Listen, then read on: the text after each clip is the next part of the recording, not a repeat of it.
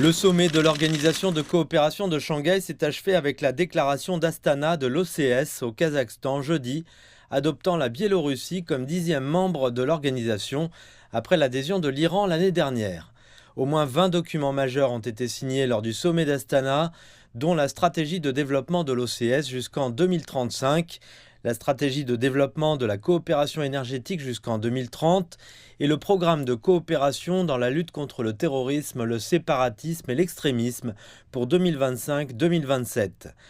Il est rapporté que les dirigeants des États membres participants se sont engagés à renforcer la coopération dans les domaines du commerce, des transports, de l'énergie, de la finance, de l'agriculture, de l'économie numérique, de l'innovation scientifique et technologique, ainsi qu'à approfondir les échanges entre les peuples et les échanges culturels. Monsieur Xi Jinping a déclaré que le monde était actuellement pro-protectionnisme. Au sein de l'OCS, nous devons donc donner la priorité à la coopération économique, en particulier à la coopération énergétique, car la Chine est le plus grand consommateur d'énergie en Eurasie.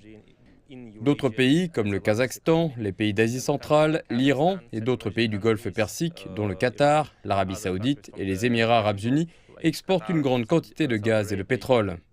Les dirigeants des États membres ont déclaré qu'ils étaient conscients que le paysage international connaissait des changements majeurs et ont convenu que les Nations unies devraient jouer un rôle central de coordination dans la promotion de l'édification d'un système mondial plus juste.